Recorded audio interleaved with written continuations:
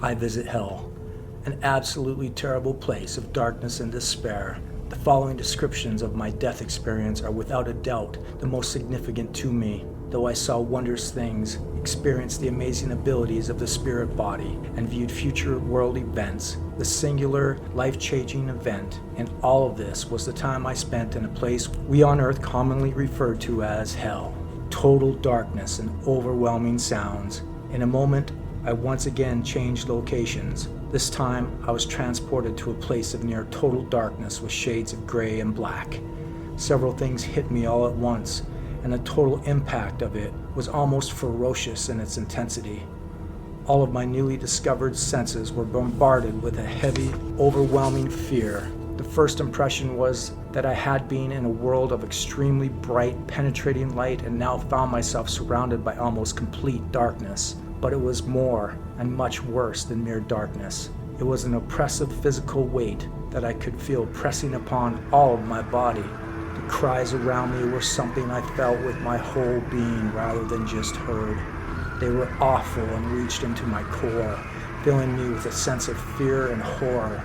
At first I thought the sounds were those of tortured animals wailing in pain, but I quickly realized, almost in shock, that these unbelievable sounds were coming from people. Many were sobbing hysterically. Still others were wailing and grinding their teeth in terrible anguish that was caused not by physical pain, but by an inner self-inflicted torment because of the weight of their sins. About the same time that I recognized the source of the sounds that penetrated my entire being, I became aware of shapes moving in the blackness. I found that if I concentrated, I could make out the silhouettes of these beings, the very ones who were making these pitiful, mournful, and almost inhuman sounds. As I moved about, I could actually feel the air surrounding my body as it relentlessly clung around me like thick whipped cream. I started to feel claustrophobic, like a person drowning in thick, heavy goo. Into my mind, it came that the air I was feeling was actually some kind of a tangible substance that locked these spirits into this place and did not allow them to cross over into the beautiful part of the spirit world where I had previously been. It was something like or related to the film I observed twice in the heavenly place of beauty, though it was different in its function. Slowly moving about in this awful place, surrounded by the darkness and feeling with all of my senses the cries of these tormented spirits, I asked in my mind, am I in hell? My questions are answered. The answer came quickly, no, this is not hell exactly. This was a place of temporary confinement for those spirits who had committed acts of evil during their lives on earth, and having not repented of them, had to suffer for their choices. Here they suffered a penalty for their sins that would help them understand the broad consequences of evil. People on earth referred to this place as hell because it was so very horrifying, but here they called it spirit prison. I understood that there were several areas to this spirit prison, and I was in the worst part of this place of sorrow. I was also impressed with the thought that the entire spirit prison was huge, perhaps even larger than the beautiful, peaceful spirit world. People who had committed heinous, horrible crimes against other human beings were locked into this terrible place, where they would, for a period of time, feel the pain they had inflicted upon others. But that pain was enormously multiplied. They were in an agony beyond mortal comprehension.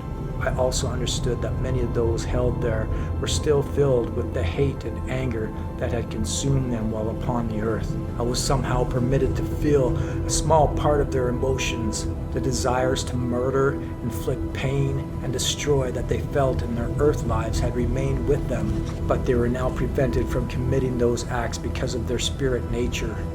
I understood that you could not physically hurt a spirit, good or evil. I asked, how could a loving God put any of his children in a place like this no matter what they had done? The answer came immediately to me. God did not put them in this place. Their own actions drew them here. I then understood that somehow their evil deeds and desires while in mortality caused them to be attracted and pulled to this dreadful fate. I didn't exactly understand how that worked, but the answer satisfied me. There is no light there. The reason it was so dark was because the people who were there, which included murderers, adulterers, rapists, and child molesters, along with many others, had no light coming from their bodies. In a spirit world where I just came from, the plants, animals, buildings, and especially the people all had light coming from them. That is, why they didn't need to have a sun or a star to give them light. They all produced their own by means of their goodness. I then remembered that in the spirit world I had not seen a sun in the sky, but everything was bright, as if it had been in the middle of the day. Here in spirit prison it was so dark because the people were dark. They had rejected the light of God and turned against it, and therefore it wasn't in them. While feeling overwhelmed by my surroundings, something very strange seemed to come over me. I began to feel very badly for them. The strangeness of what I was feeling was the fact that I had never felt sympathy for anyone back on Earth. My attitude had always been that it was a dog-eat-dog world, and I was going to take care of myself and let everyone else get along the best they could. But here I was feeling sincere empathy and concern for those around me. I wanted to help them in some way, but there was nothing I could do. I wondered how long they would have to stay, and instantly knew that some of them had already been there for a very long time. Over 1,000 years this time is measured on Earth. Many others would stay perhaps for another 1,000 years, or until they had fully repented of the things they had done. But at the same time I knew it was more than just repenting or changing their desires so they would not do those things anymore. They were paying a price, the consequences of their own actions, in some sort of cosmic spiritual way. What they had put out on Earth was now coming back to them. Remembering my own faults, I became extremely frightened. I asked, am I going to have to stay here for the things I have done? I was terrified at the thought of staying in this awful place. I knew that I could not stand to be there for any amount of time, let alone 1,000 years. I began to feel tremendous anxiety at the thought of having to remain with these people. I cried in my heart, I cannot stay here. Is this where I'm going to be for 1,000 years? Must I stay in this hell until I have paid the price for the actions and choices of my life? I stand next to my father. At that exact moment, I felt my father standing next to me. I did not turn to look at him. However, I could feel his presence, and there was no doubt in my mind that it was my father. Suddenly, for some purpose, I was allowed to feel a small part of the pain that he was feeling for the life he lived. It was so completely overwhelming and excruciating that even 22 years after that experience, I can still feel the pain my father felt. I could not bear to look at him, but I began to feel great compassion for him. As I stood there listening to him crying and feeling his horrific pain, the spirit of hate that had been my constant companion during life, causing me to hate him and everyone else, suddenly and inexplicably left me. I truly felt God remove the sword of hate out of my hand. I felt so sorry for my father, and I wanted to put my arms around him, perhaps to give him some comfort of understanding that I had forgiven him, but I didn't, because I couldn't touch him. I just stood there feeling his desire to change, what he had done to me. Now he had real sorrow for his choices and the pain he inflicted on others. I realized that he was repenting, but it was excruciatingly painful and slow.